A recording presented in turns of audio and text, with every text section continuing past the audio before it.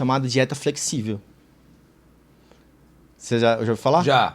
Que é quando você não tira tudo que a pessoa já está acostumada a fazer e vai Na verdade, intercalando. assim, a dieta flexível, assim, por muito tempo se resumiu a bater os macros, bater a quantidade de calorias. Então, a pessoa, ela conseguia aprender. Aí entra a parada da pessoa entender o mecanismo de tudo. Porque o que acontecia? Aí a pessoa normal, ela começava a estudar e ela começava a ler tabela nutricional, ela começava a entender que 100 gramas de frango tem 30 gramas de proteína, ela conseguia fazer o cálculo necessário para ela. Então, assim, ela conseguia manejar a dieta dela. Que mesmo que poxa, eu comi um chocolate no dia, mas está dentro dos meus macros, eu estou conseguindo bater meus macros, eu vou continuar emagrecendo, e emagrece. Entendi. Inclusive, existem estudos, cara, nos Estados Unidos, os caras são meio malucos, né? Sim. O cara fez... O que o cara aconteceu? Ele era obeso. Aí ele passou 1 ano só tomando sorvete. Todas as refeições. Mas aí supria o que ele precisava para manter vivo? Aí entra a parte do aporte calórico. Se ele tinha taxa metabólica de 2.000, ele estava consumindo 1.500 só com sorvete, o que aconteceu no final? Ele perdeu mais de 40 quilos. Ele emagreceu. Então assim, não importa os nutrientes que tem o sorvete. Importa, aí entra outra chave. Tô te falando assim. Só em termos de peso? Termo de peso. Exclusivamente? É mais complexo do que isso. Tá. Mas dá pra sobreviver só tomando sorvete? Ele ficou 1 ano. Eita. Caraca, que bizarro. Mas agora você... Teve um outro que fez só com McLanche. Esse eu vi. Do McDonald's eu vi, de 1 ano. Só que aí o cara ficou obeso, né? Eu lembro que o cara... Não, teve um outro que emagreceu também. Eu vi o exemplo ele que eu vi é o cara calcular que os macros nutrientes certinho e ele consumia só aquilo lá durante o dia. Uau. Entendi. Entendeu? E aí ele mantendo essa quantidade... Mas eu quero enfatizar não isso que você vai fazer. Não coma McDonald's. só comer besteira. Mas enfatizar o você entender, você aprender como é que funciona. Entendi. Tá. Isso que muda o jogo, cara. Tá, mas por exemplo assim, ó. Pra pessoa, quando você me fala o seguinte. Putz, quando você come o doce, abre uma cadeia ali de você querer mais açúcar, mais açúcar, mais açúcar. Não é pior a pessoa ter aquele dia que pode comer um doce e tal, porque daí não abre essa cadeia? Sim. Aí isso tudo vai da pessoa entender. Entendi. Mas então Existem assim, pessoas que chegam a um momento que ela consegue comer tem esse autocontrole. um bloquinho de chocolate. E só isso. E tudo bem. Porque é difícil, né? Até pra exemplo assim, Sim. eu até percebi isso, ó, quando a gente tava falando aqui sobre isso, de dieta e tal. Eu não sou uma pessoa que gosta muito de chocolate, mas se eu como uma primeira barrinha ali, vai vários, eu mesmo. né? Doce é um ponto fraco pra mim. Eu gosto. Mas hoje eu consigo controlar bem.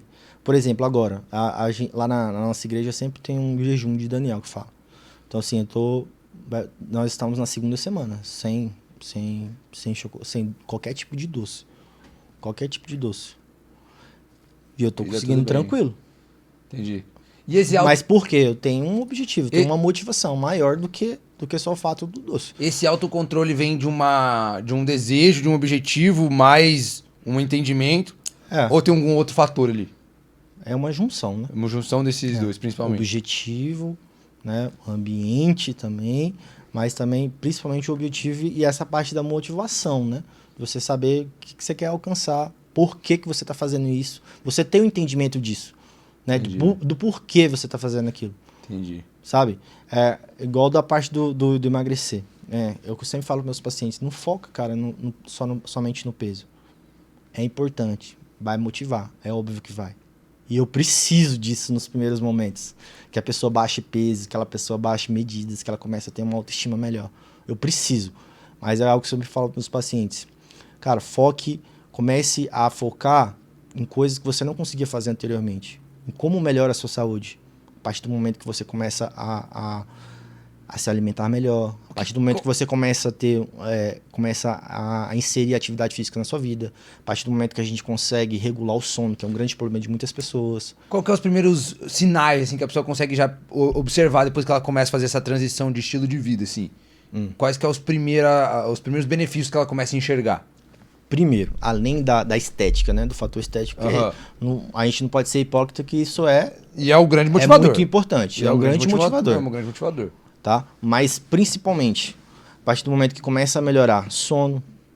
Esse é um dos primeiros que a gente consegue... Começa a melhorar sono. A pessoa, a partir do momento que ela tem um estilo de vida totalmente desregrado, ela tá com sobrepeso, ela tem uma inflamação.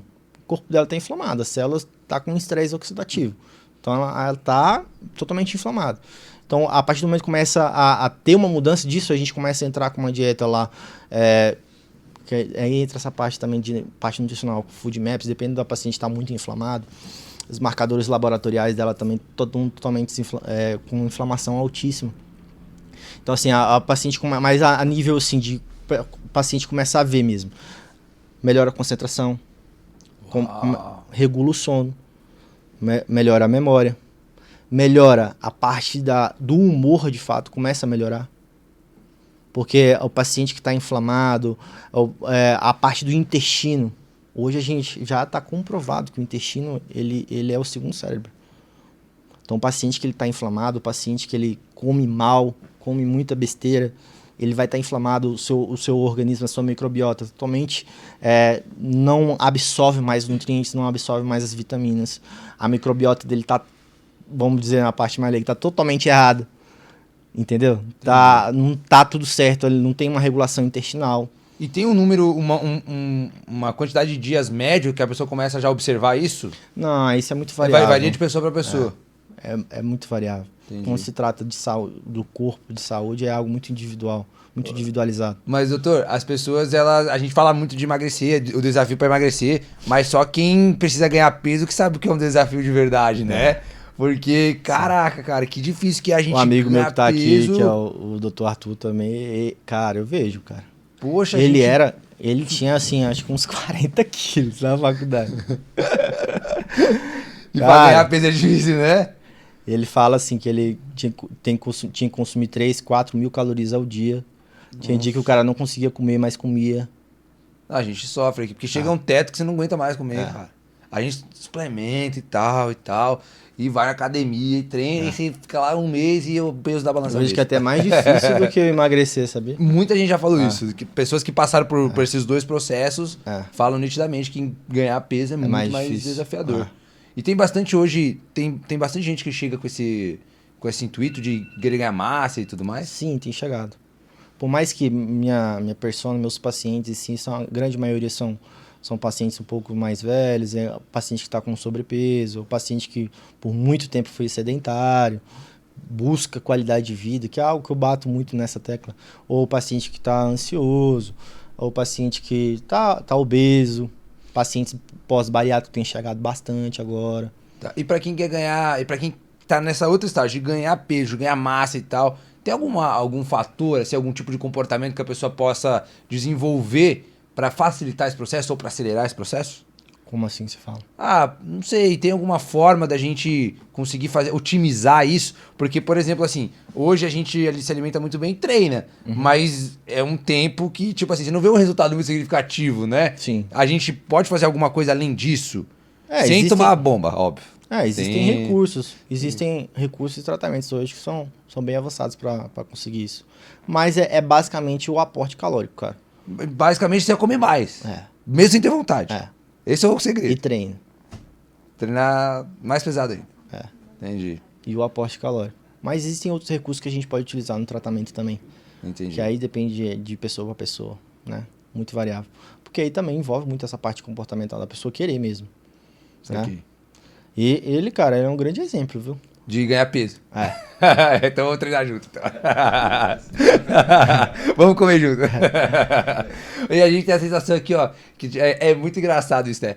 Porque você faz uma refeição, tem um dia que você faz uma refeição um pouco... que você come um pouco mais do que você tá acostumado, você já chega na academia pra se pesar, nossa, hoje eu comi pra caramba, né? Sim. Aí você vai lá até mais o peso, e no outro dia a mesma coisa, e cara, é um desafio danado, muito rápido, né? E aí... O paciente que é magro, assim, tem um biotipo diferente, o metabolismo dele é muito diferente. E pra quem tá nesse estágio, assim, nossa, pega uma gripe pra ver. Sim. Nossa, perde 3 quilos, assim, do dia pro outro. Rápido. Aí assim, putz, cara, não acredito, né? Rápido. É doideira.